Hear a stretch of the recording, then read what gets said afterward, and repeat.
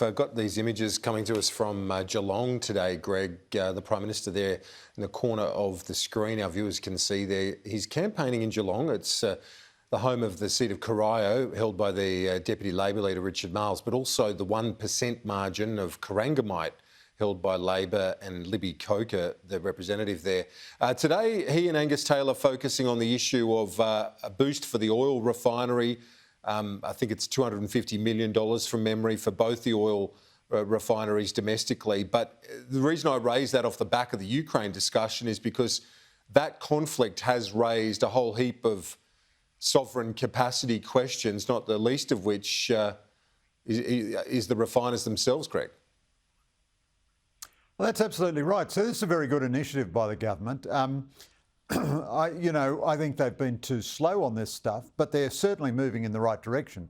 We cannot lose our remaining oil refinery capacity. We've lost far too much of it already. If there is a market failure, because successive government policies have made us such a high-cost country that we can't support refining in this country, that makes us tremendously vulnerable strategically. So supporting these refineries and the very slow but real progress they're making on setting up fuel farms so that we have a bigger strategic reserve in this country, these are absolutely essential steps. If this election is close, I think the Liberals have got a shot in Corangamite. They're certainly not going to take Richard Marles' seat.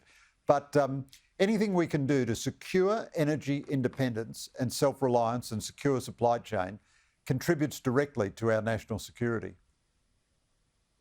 It's been a broader issue, hasn't it, in Europe, to a much greater extent, that many of those nations relying on Russian gas. How do you think the international community has navigated that sensitivity and maintained a consensus in pushing back against Putin? Look, Kieran, I think it's just no better than a B- or a C+. If they had done less than what they've done up till now, then you would say the West is finished. The Europeans still won't do the basic thing, which is stop taking Russian oil and gas. So there was a fascinating statistic released by the European Union this week. Since the conflict began, they have paid Russia more than $50 billion US for energy imports. They have given Ukraine $1.5 billion in military support. Well, that equation just doesn't add up.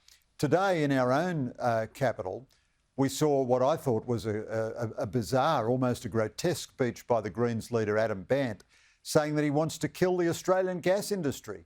Well, I think the Green movement has to accept gas as a transitional fuel. In any event, Western economies are completely dependent on gas. If you kill the Australian gas industry, you give massive strategic leverage to Russia and to the gas-producing Arab dictatorships of the Middle East. He also, by the way, was very much against having any defence capability in Australia. So I don't think they've navigated it all that well. They are belatedly coming back to reality. I mean, Britain is rethinking its net zero policies. Joe Biden is simultaneously trying to shut down the American fossil fuel industry, but at the same time trying to ramp up its production. So there's been a great deal of incoherence in the West exposed by what's happened in Russia. And in the end, long term, you cannot allow Russia, Iran, the Gulf Arabs, and indeed China to have so much power because they are absolutely unconstrained in producing oil and gas and coal, and then say that the West won't produce any of its own, but will import it all from these dictatorships. That's not a sustainable strategic equation. Europe is groping towards coming to grips with this reality, but they certainly haven't got there yet.